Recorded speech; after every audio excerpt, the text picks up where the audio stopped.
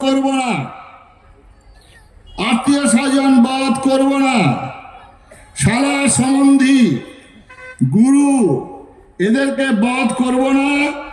আমি ভিক্ষান্ন ভোজন করব, আমি স্বর্গ চাই না, রাজ্য চাই না। উত্তম প্রস্তাব। আজকের দিনে যারা একটু বুদ্ধি আছে, শিক্ষিত মানুষ, সবাই তো অর্জুনকেই সাবাস জানাবেন। ধন্যবাদ অর্জুন, তোমার মানবতা, তোমার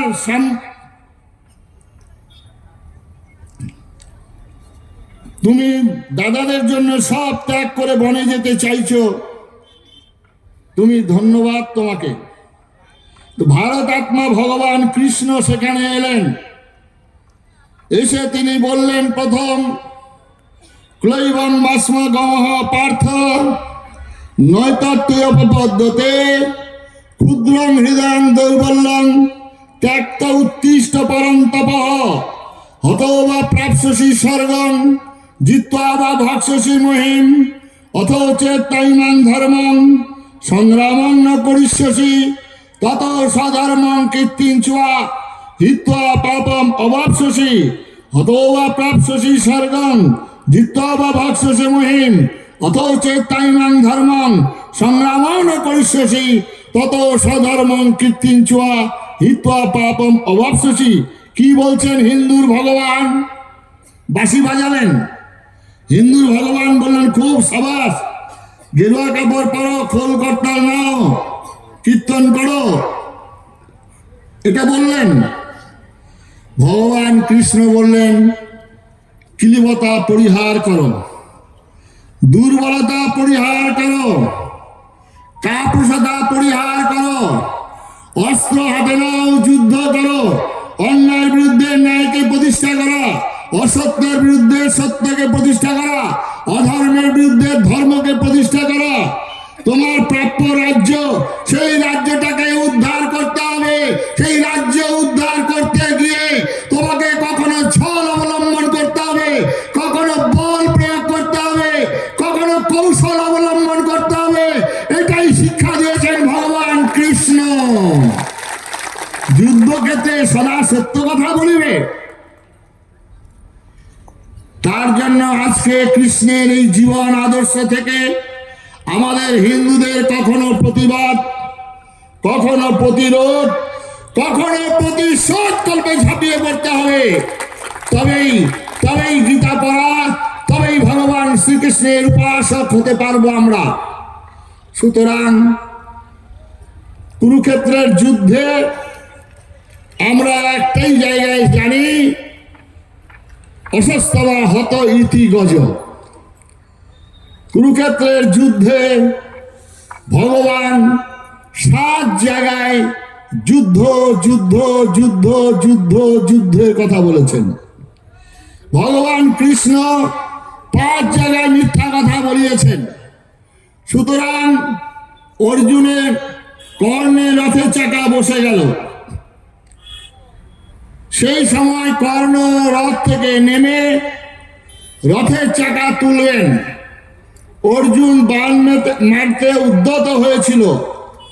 তখন অর্জুনকে বলছেন, কর্ণ, তুমি ক্ষত্রিয়, ক্ষত্রিয়ের নিয়ম, যুদ্ধের নিয়ম তুমি পালন করো, নিরস্ত্রের গায়ে আঘাত করতে নেই।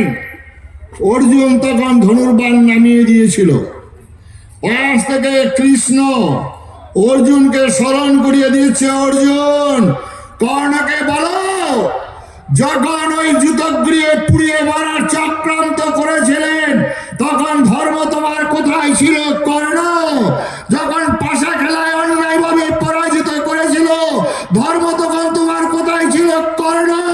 যখন সপ্তরথী মিলে বালক অভিমন্যুকে হত্যা করেছিলে, তখন তোমার ধর্ম কোথায় ছিল কর্ণ? এই অর্জুন, এই সুযোগ সুবর্ণ মানবান। এটাই হচ্ছে শিক্ষা, এটাই হচ্ছে আমাদের হিন্দুর ধর্ম। পরবর্তীকালে চৈতন্য মহাপ্রভু বাংলার অবতার, সিংহ রাশি, সিংহ লগ্ন, সিংহ পুরুষ চৈতন্য মহাপ্রভু। তার মায়ের পায়ের মাপ ছিল 16 ইঞ্চি। তাহলে কত বিশাল দেহ ছিল চৈতন্য মহাপ্রভুর। আজকে প্রত্যেক বাঙালি হিন্দুদের ঘরে চৈতন্যদেবের ছবি দেখবেন, নারী সুলভ লবঙ্গ লতিকার মতো ত্রিভঙ্গ মুরারি রূপে সাজিয়ে রাখা হয়েছে। এই চৈতন্য মহাপ্রভু মারলি মারলি কলসির কানা, তা বলি কি প্রেম দেব না, এটা আমরা সবাই মুখস্থ করেছি। কিন্তু যেদিন নবাব হোসেন শাহ কাজীর মধ্য দিয়ে ফতোয়া জারি করেছিল বাংলার বুকে আর হরিনাম হবে না, মহাপ্রভুর কাছে আবেদন করছেন। মহাপ্রভু বলছেন, গ্রাম বাংলার মানুষ মাথার ঘাম পায়ে ফেলে দিবারাত্র পরিশ্রম করছেন, সন্ধ্যাবেলায় একটু ভগবানের নাম করবেন, সেই নাম করতেও বাধা। মহাপ্রভু তখন নবদ্বীপে 9টি দ্বীপ নিয়ে ছুটে চলেছেন কাজীর বিরুদ্ধে এক প্রকার যুদ্ধ ঘোষণা। এইবারে বৃন্দাবন দাস বিরচিত চৈতন্য ভাগবত খানা একবার পড়ে দেখবেন। সেখানে মহাপ্রভু আহ্বান জানাচ্ছেন, ধর কাজী, মর কাজী, আয় আয় কাঠ, ঝাঁটিয়ানে মাথা, কোথায় গেলে কাজী বেটা, আজ ভুবন করিব নির্যাবন। কে বলছেন? বাঙালি হিন্দুর চৈতন্য মহাপ্রভু, প্রথম বিপ্লবী বাংলার মহাপ্রভু। সবার সামনে হাতে মশাল, পায়ে লাঠি মেরে লোক কপাট ভাঙছেন, নৃসিংহ মূর্তি দর্শন করছেন।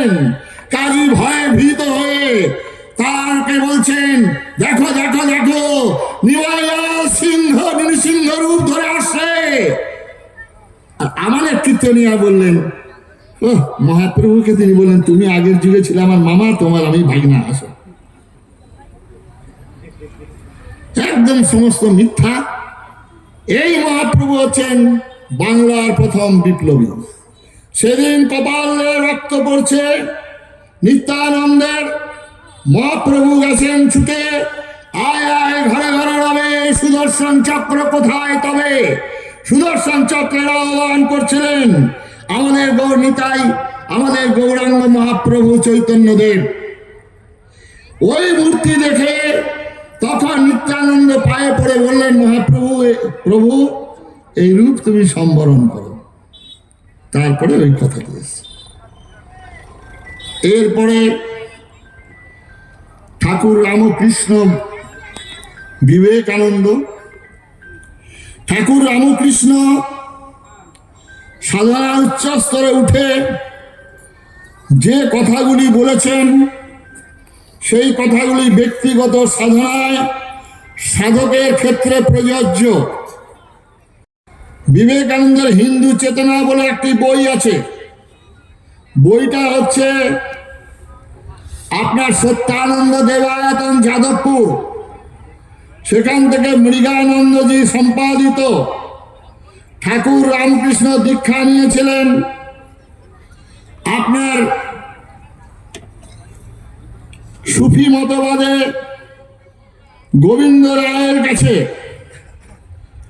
ইসলাম ধর্মের সাধনা যিনি বলছেন, যারা বলেছেন এটা ভ্রান্ত কথা। যদি যত মত তত পথ হয়ে থাকে, তাহলে ঠাকুর রামকৃষ্ণ আল্লাহ মন্ত্রে দীক্ষা নিলেন, নিয়ে ফিরে এলেন। ফিরে এসে বলছে, মায়ের মূর্তিগুলোকে সরিয়ে দাও। যদি যত মত তত পথ যদি সিদ্ধান্ত ঠিক হয়, তাহলে মাতৃপূজা মূর্তি পূজাটাও একটা মত, আর নিরাকার নির্গুণের একটা মত। তাহলে দুটো মতই সমান হওয়ার কথা। তাহলে তিনি এসে কেন বলছেন মূর্তিগুলো ভেঙে দাও? দ্বিতীয় খণ্ডে কথামৃতের 184 পৃষ্ঠায় সনাতনীদের দেখে বলছেন, এই মারোয়াড়ি ভক্তরা তার 5 পদসেবা করছেন, এরাই হচ্ছেন খাঁটি সনাতনী। বলছেন কেন? বলছেন এই ধর্মই ধর্ম, বাকি ধর্মগুলো সৃষ্টি হইয়াছে, ধ্বংস হইয়া যাইবে। তাই আজকের বৌদ্ধ ধর্ম, শিখ ধর্ম, জৈন ধর্ম, খ্রিস্টান ধর্ম, ইসলাম ধর্ম এক একটা প্রবর্তক আছেন এবং এর জন্ম তারিখ দিয়ে আপনারা প্রত্যেকে বলতে পারবেন। কিন্তু সনাতন ধর্ম অনাদি অনন্ত কাল থেকে হাজার হাজার মুনি ঋষিরা তপস্যা করে যা উপলব্ধি করেছেন সেটাই সনাতন ধর্মরূপে প্রচারিত, সনাতন ধর্মরূপে আমরা জানি।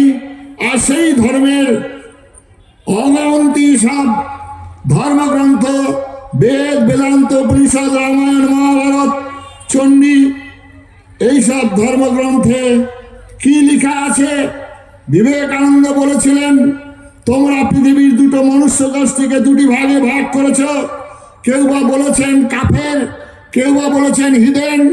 ভারতবর্ষের প্রান্ত থেকে গৈরিক বস্ত্রধারী সন্ন্যাসী তিনি বলছেন, শ্রীরন্ত বিশ্বে অমৃতস্য পুত্র অজে ধামানি দিব্যানি তস্ত বেদাহ মেতাং পুরুষ মহন্তম আদিত্যবর্ণং তমস পরস্তাৎ।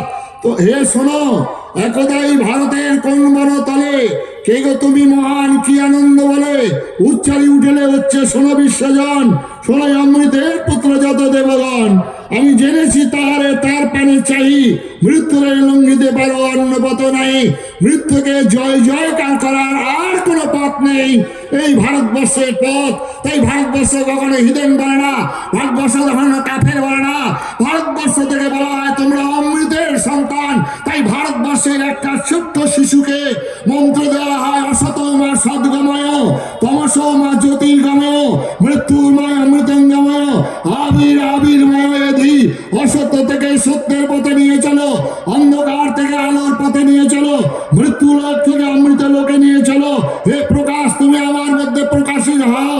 পৃথিবীর কোন ভাষা, কোন ধর্মের মানুষকে এই শিক্ষা দেওয়া হয় না যেটা ভারতবর্ষের একটা ছোট্ট শিশুকে শিক্ষা দেওয়া হয়। এটাই হচ্ছে হিন্দু ধর্ম। বিবেকানন্দ জাহাজে চেপে যাচ্ছেন, পাদ্রী সাহেব হিন্দু ধর্ম সম্পর্কে নিন্দা করছেন। বিবেকানন্দ সেই পাদ্রীকে বলছেন, আমার হিন্দু ধর্মের মহানতা, আমার হিন্দু ধর্মের উদারতা, আমার হিন্দু ধর্মের বিশ্বজনীন আদর্শ তুমি কিছুই জানো না। কেন শুধু শুধু আমার ধর্ম সম্পর্কে তুমি নিন্দা করছো? পাদ্রী সাহেব ক্ষান্ত হননি, তিনি নিন্দা আরো করছিলেন। বিবেকানন্দ হাত জোর করে তাকে বলছেন, আমরা যখন গুরুকে প্রণাম করি তখন বলি মদ গুরু শ্রী জগৎগুরু, মদাত্মা সর্বভূতাত্মা, মন্নাথ শ্রী জগন্নাথ। আমরা যখন মাকে প্রণাম করি তখন বলি সর্বমঙ্গল মঙ্গলে। আমরা যখন কৃষ্ণকে প্রণাম করি গো ব্রাহ্মণ্য হিতায় চ জগদ্ধিতায় কৃষ্ণায় গোবিন্দায় নমো নমঃ। আমরা যখন শান্তি মন্ত্র পাঠ করি সর্বেশাং মঙ্গলং ভূয়াৎ সর্বে সন্তু নিরাময়া। আমরা যখন তর্পণ করি তখন বলি অতীত কুলকটিনাং সপ্তদ্বীপবাসিনাং ময়া দত্তেন তয়েন ভুবনত্রয়ম। আমরা গাছকে পুজো করি, আমরা হাঁসকে পুজো করি, আমরা ময়ূরকে পুজো করি, আমরা পেঁচাকে পুজো করি, আমরা ইঁদুরকে পূজা করি, আমরা বিষধর সাপ কামড়ালে মানুষ মারা যায় সেই সাপকেও দুধ কলা দিয়ে পুজো করি। এনো হিন্দুকে, এনো হিন্দু জাতিকে তুমি সাম্প্রদায়িক সমালোচনা করছো কেন সাহেব? সাহেব ক্ষান্ত হননি। তাতে বিবেকানন্দ বলতেই পারতেন, পাগলে কিনা বলে ছাগলে কিনা খায়। বিবেকানন্দ বলতেই পারতেন, হাতি চলে বাজার में কুত্তা ভুকে লাখো में। বিবেকানন্দ বলতেই পারতেন, আমার গুরু বলে গেছেন যত মত তত পথ।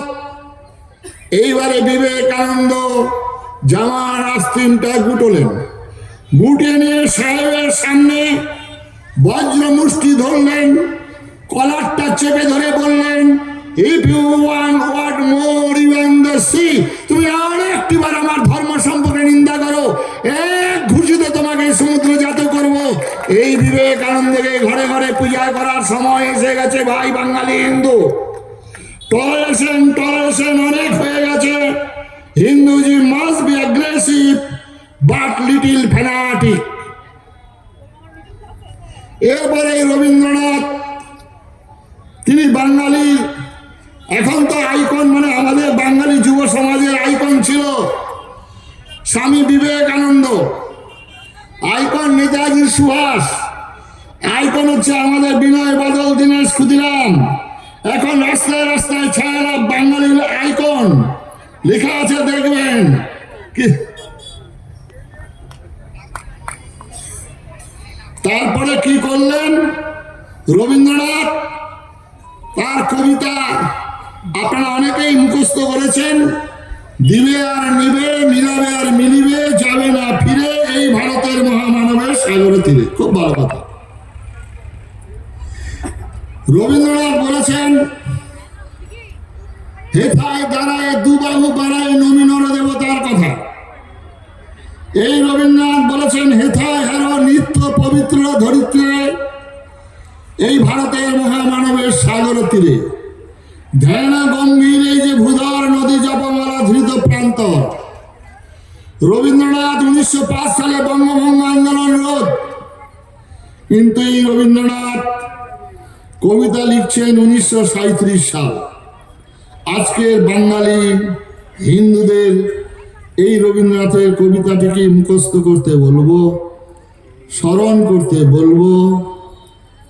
কেন রবীন্দ্রনাথ এই ধরনের কবিতা লিখলেন? 1906 সালে একটা বীজ বৃক্ষ রোপণ করেছিলেন। কে বলতে পারবেন? হাত তুলে। মেদিনীপুর জেলার মানুষ। স্বাধীনতার আন্দোলনে বাঙালিদের নামের মধ্যে মেদিনীপুর জেলার নাম সব থেকে বেশি। মেদিনীপুর জেলা লেখাপড়া জানা, মেদিনীপুর জেলা ইতিহাস জানা, মেদিনীপুর জেলার স্বাধীনতার আন্দোলনের অবদান। এই মেদিনীপুর জেলার আজকে আপনারা যারা আছেন শিক্ষিত মানুষ, আজকে আপনারা বলুন হাত তুলে একজন, যে 1906 সালে কি বীজ বৃক্ষ রোপণ হয়েছিল, তাকে জল দিয়েছিলেন, সার দিয়েছিলেন, আলো বাতাস দিয়েছিলেন কারা? কারা? কেউ বলতে পারলেন না। এটাই বাঙালিদের হিন্দুদের দুর্দশার কারণ।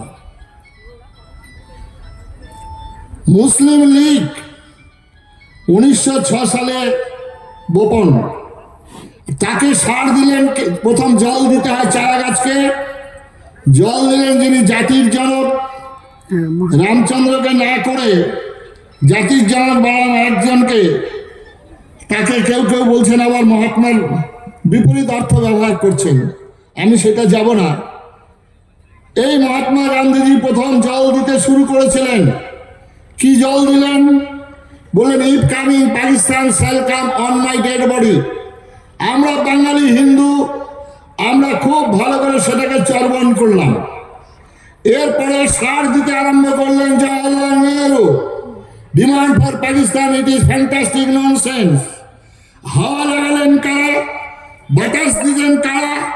আজকে যে দলটা পশ্চিমবঙ্গের জগৎ দল হিসেবে চাপিয়েছিল, যে দলটা সম্পর্কে বাঙালি হিন্দুরা সব থেকে চরম, বাঙালি হিন্দুদের সঙ্গে চরম বিশ্বাসঘাতকতা, যে দলটার জন্য বাংলার আজকে প্রায় কল কারখানা, শিক্ষা দীক্ষা সব ধ্বংস করে দিয়েছে, যে দলটা বাঙালিকে সর্বশান্ত করে দিয়ে সর্বহারা হয়েছিল, যে দলটা ধানতলা পানতলা, যে দলটা আমাদের ওখানে ওই আমাদের বালিগঞ্জের বিজন সেতুতে জীবন্ত পুড়িয়ে মারার দল, যে দলটা আজকে বর্ধমান সাইবাড়ির মায়ের রক্ত ছেলেকে মেরে রক্ত দিয়ে মাকে খাওয়ানো, সেই দলটা আমাদের সর্বনাশ করেছেন।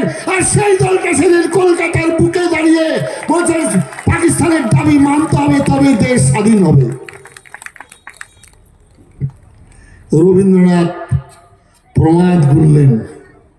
তিনি তখন বললেন, নাগিনীরা চারিদিকে ফেলিছে বিষাক্ত নিঃশ্বাস, শান্তি ললিত বাণী শুনাইবে ব্যর্থ পরিহাস, দানবের সাথে সংগ্রামের তরে প্রস্তুত হতে হবে ঘরে ঘরে, প্রস্তুত হতে হবে ঘরে ঘরে, প্রস্তুত হতে হবে ঘরে ঘরে। আজকের হিন্দু সম্মেলনে বাঙালি হিন্দুদের বলবো, কি নিয়ে প্রস্তুত হবেন?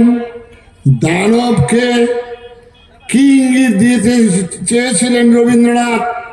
আজকের হিন্দু সম্মেলনে এইটা বিশেষ করে চিন্তা করার জন্য আমি আবেদন করব। সমাজদারকা নিয়ে ইশারাই কাফি। এরপরে শেষ জায়গায় যাব, নজরুলের কবিতা গান আমরা সবাই ভালোবাসি। হে পার্থ সারথি, বাজাও বাজাও তব পাঞ্চজন্য শঙ্খ, ধনুকেরই টঙ্কার হানো হানো, গীতার মন্ত্রে জীবন দান। কেন বললেন গীতা? তিনি তো বলতেই পারতেন বাইবেল, তিনি তো বলতেই পারতেন কোরআন। শ্রীমদ্ ভগবত গীতা পৃথিবীর সমস্ত ভাষায় ট্রান্সলেট। শ্রীমদ্ ভগবত গীতা আকাশের মতো উদার, সমুদ্রের মতো গভীর, বিনা তেলের প্রদীপ। শ্রীমদ্ ভগবত গীতা পৃথিবীর সমস্ত মানুষের কল্যাণে নিয়োজিত। আমাদের মুখ খুলে গেছে, আর সময় পাবেন না। লাস্ট ট্রেন 26 সাল। নমস্কার। সদবা থেকে বিধবা, বিধবা থেকে শ্মশান যাত্রী। শ্রীমদ্ ভগবত গীতা বালক থেকে যুবক, যুবক থেকে বৃদ্ধ, ধনী থেকে নির্ধন, অশিক্ষিত শিক্ষিত, ব্রাহ্মণ ক্ষত্রিয় বৈশ্য শূদ্র সবার জন্য শ্রীমদ্ ভগবত গীতা। তাই শ্রীমদ্ ভগবত গীতা নিয়ে আন্দোলন শুরু করেছি। যে আন্দোলনে নবদ্বীপ থেকে শুরু হয়েছিল, পরবর্তীকালে ব্রিগেড শিলিগুড়ি, তারপরে সর্বশেষ 7ই ডিসেম্বর ব্রিগেড প্যারেড গ্রাউন্ডে কিছু সাধু সন্ন্যাসীর আহ্বানে 5 লক্ষ মানুষ, সরকারি রিপোর্ট অনুসারে, আমাদের বিদেশি তথ্য অনুসারে বলছেন 6,40,000 মানুষ উপস্থিত হয়েছিলেন। সুতরাং এই শ্রীমদ্ ভগবত গীতা, কৃষ্ণ কৃষ্ণ হরে হরে গীতা পাঠ ঘরে ঘরে, সেই আন্দোলন পশ্চিমবঙ্গের সর্বত্র ছেয়ে গেছে। সুতরাং এই শ্রীমদ্ ভগবত গীতার কথাই নজরুল বললেন। তারপরে একটা কবিতা, যেটা দেগঙ্গা, যেটা কালিয়াচাক, যেটা মথুরাবাড়ি, যেটা ধুলিয়ান, যেটা মহেশতলা, সব জায়গায় এই কবিতাটি এখন লেখা আছে। একই বৃত্তে দুটি কুসুম, হিন্দু মুসলমান, মুসলমান তার নয়নে মণি, হিন্দু তাহার প্রাণ। আপনারা প্রত্যেকেই জিজ্ঞাসা করবেন, এই কবিতাটা যারা মুখে আওড়াবে তাদেরকে বলবেন, একই বৃন্তে দুটি কুসুম, হিন্দু মুসলমান, মুসলমান তার নয়নের মণি, হিন্দু তার প্রাণ, কেন হলো পাকিস্তান? তাদেরকে একবার জিজ্ঞাসা করবেন। তাহলে নয়নের মণি আর হিন্দু এইটার সম্পর্কে একটু জেনে যাবেন। আজকে রাস্তায় অ্যাক্সিডেন্ট হলো, একটা মানুষের নয়নের মণি, চোখ দুটো নষ্ট হয়ে গেল।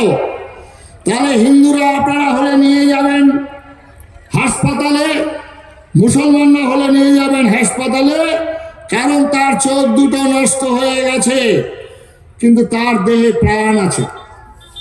যদি দেখেন চোখ দুটো সুন্দর, তার দেহে প্রাণ নেই, তাহলে মুসলমানরা হলে নিয়ে যাবেন কবরে, হিন্দুরা হলে নিয়ে যাবেন শ্মশানে।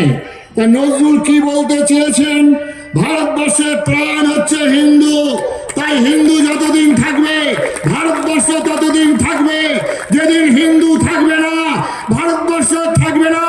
আজকে কাবুল, কান্দাহার, ইরাক, ইরান, আফগানিস্তান, সেখানে হিন্দু কমে গেছে। আজকে পশ্চিমবঙ্গের মহেশতলা, আজকে পশ্চিমবঙ্গের মালদা, মুর্শিদাবাদ হিন্দু কমে গেছে। আজকে বাংলাদেশে হিন্দু কমে গেছে। তাই দীপক দাসকে মেরে জীবন্ত জ্বালিয়ে দেওয়া হয়। এটাই হচ্ছে ইসলামের ধর্ম, এটাই হচ্ছে কোরআনের নির্দেশ।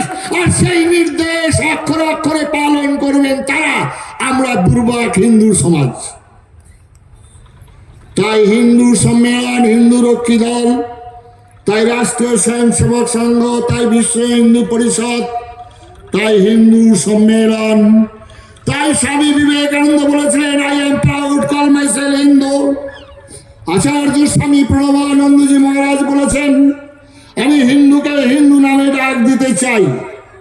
তাই এই সম্মেলনে যারা এসেছেন, কবিগুরু রবীন্দ্রনাথ, চৈতন্য মহাপ্রভু, স্বামী বিবেকানন্দ, ভগবান রামচন্দ্র, ভগবান কৃষ্ণ, মা দুর্গার কাছ থেকে শিক্ষা গ্রহণ করে যারা দুর্গা পূজা করবেন, যেসব মায়েরা, তারা অস্ত্র অবশ্যই ঘরে রাখতে হবে।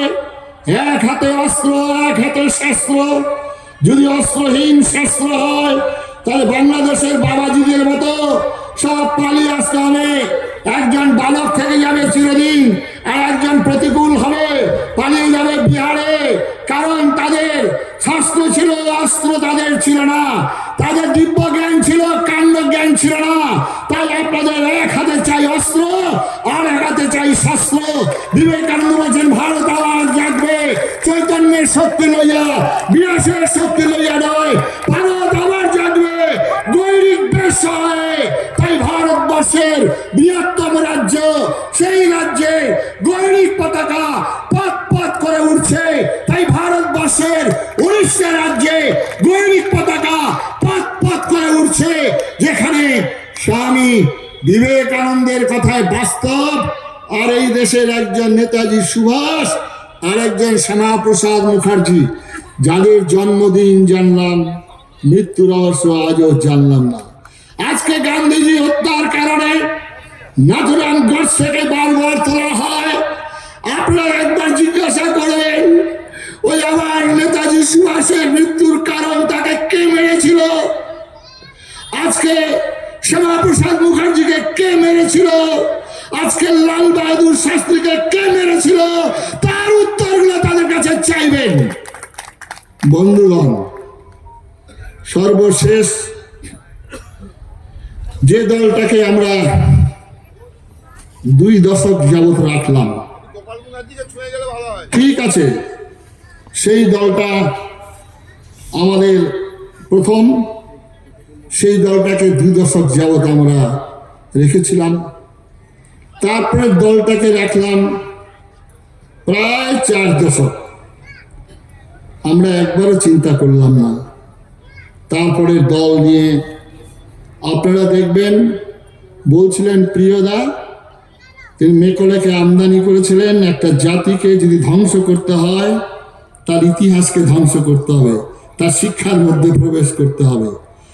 ইনি এত সুন্দর চতুরতা সহকারে আমাদের ছোট ছোট ছেলে মেয়েদের বইগুলোতে কি পরিবর্তন করেছেন, আপনারা বাঙালি, আপনারা এগুলো দেখবেন না। সেখানে শুরু করেছেন, সেখানে চাচা চাচি, ফুপা ফুপি, সেখানে হাম্মা হাম্মা, এই শুরু করে দিয়েছেন। আপনার ঘরের ছেলে মেয়েরা আর কোনদিন ঠাকুরমা ঠাকুর দাদা বুঝতে পারবে না। যে বাংলার বুকের স্লোগান ছিল বন্দে মাতরম, সেই বাংলার স্লোগানকে পাঠিয়ে জয় বাংলা আরম্ভ করলেন। আপনারা আজকে সম্প্রীতির উৎসব, দিকে দিকে রাস্তায় আসছে সম্প্রীতির উৎসব। কিসের সম্প্রীতি? কিসের সম্প্রীতি? যারা গরুকে রুটি খায় আর যারা রুটি দিয়ে গরুর মাংস খায়, তাদের সঙ্গে সম্প্রীতি বন্ধ। যারা মূর্তি পূজায় বিশ্বাসী, মূর্তি পূজা করে, আর যাদের রক্তে হচ্ছে মূর্তি ভাঙা, তাদের সঙ্গে সম্প্রীতি বন্ধ।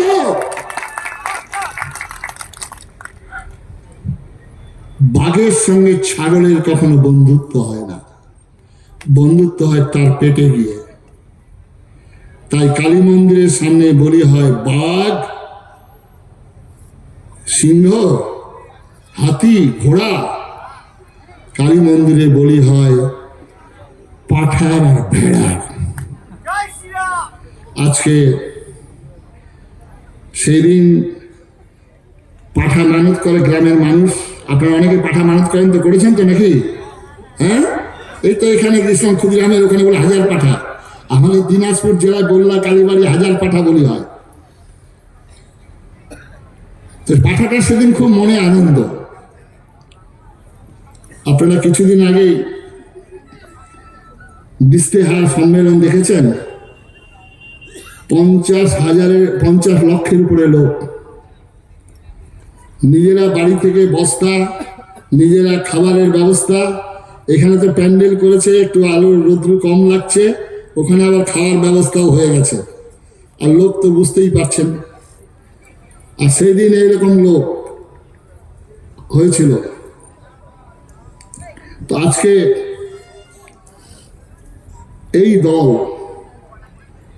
কি সর্বনাশ করছে আপনারা জানেন। দুর্গা পূজা, সরস্বতী পূজা, বিভিন্ন পূজা উৎসব পার্বণ পারমিশন নিতে হয় আমাদের, কিন্তু অপর পক্ষে যারা করেন তাদের ধর্ম উৎসব জলসা কোনো জায়গায় কোনো দিন তারা পারমিশন নিতে যায় না।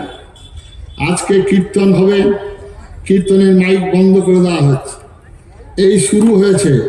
সুতরাং এই দুরবস্থার মধ্য দিয়ে আমাদের বাংলার হিন্দুদের আজকে সভায় সম্মেলনে আমাদের প্রতিজ্ঞাবদ্ধ হতে হবে। এই প্রতিজ্ঞাবদ্ধ হয়ে কবিগুরু নজরুলেরই বাণী দিয়ে শেষ করব। শুধু ফুলে নয়নে জলে কাকুতি মিনতি গানে পূজা নেব না কো এবার, সংকল্প করিতে হইবে অসুর বধিবার, তবে হবে বিশ্ব মাঝে বাঁচিবার চির অধিকার। দুর্গম গিরি কান্তার মরু দুস্তর পারাবার, লঙ্ঘিতে হবে রাত্রি নিশীতে। কি বলবেন আপনারা যাত্রীরা?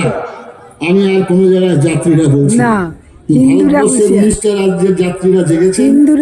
সর্বশেষ অঙ্গ জেগেছে, কলিঙ্গ জেগেছে, বাংলা জাগেনি। তাই আমি সর্বত্র বলবো, দুর্গম গিরি কান্তর মরু দুস্তর পারাবার, লঙ্ঘিত হবে রাত্রি নিশীতে বাংলার হিন্দুরা। হুঁশিয়ার হুঁশিয়ার হুঁশিয়ার। নমস্কার।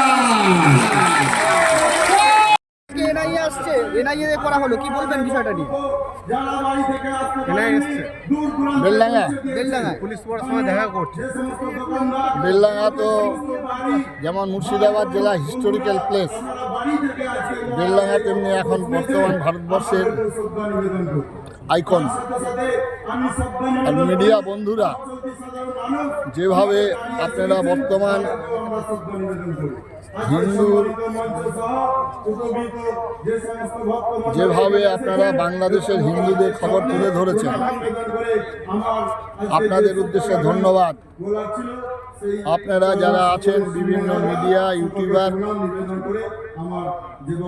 আপনারা নিজের জীবনকে বিপন্ন করে এইভাবে তুলে ধরেছেন গণতন্ত্রের চতুর্থ স্তম্ভ। আপনাদের ধন্যবাদ জানাই। আপনারা সব সময় সত্যের থাকবেন। স্বামী বিবেকানন্দ বলেছেন, সত্যের জন্য সব কিছু ত্যাগ করা যায়, অন্য কিছুর জন্য সত্যকে ত্যাগ করা যায় না। এটাই আপনারা গ্রহণ করে এগিয়ে আসবেন। মহারাজ, হিন্দুদের আপনারা এত কথা বলছেন, এত প্রবচন দিচ্ছেন, হিন্দুরা জাগছে না। আজকের সভায় উপস্থিতিও খুব লজ্জাজনক। আর কবে হিন্দুরা জাগবে? আদৌ জাগবে নাকি হিন্দুরা ঘুমোতে ভালোবাসে? যাচ্ছে। আজকে 5 বছর আগে, 10 বছর আগে যে আমরা চিন্তাই করতে পারিনি, এখন গ্রামে গঞ্জের দিকে দিকে হিন্দু বলতে গর্ব অনুভব করছি। I am proud call myself Hindu, সেটা আজকাল বলতে শুরু করেছে। আজ এটা শুরু হয়েছে। সূর্যকে কিছুদিন ঢেকে রাখা যায়, চিরদিন ঢেকে রাখা যাবে না। আর অরণ্যের চিঙ্গিস খান, নাদির শাহ ইতিহাসের পাতা থেকে মুছে গেল, কিন্তু ভারতবর্ষের সনাতন ধর্ম। বাংলার ভবিষ্যৎ কি? আগামী ভবিষ্যৎ খুব ভালো। সূর্য উদয় হবে, একদম বৈরিক রাঙ্গিয়ে উদয় হওয়ার আশুর সময় হয়ে গেছে। এখানে মাল্লা মুর্শিদাবাদের মতো ঘটনা দেখা যাচ্ছে। এগুলো হবে।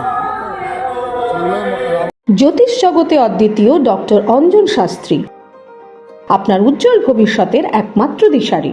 Call for booking 7477886099 or log in www.anjanshastri.com।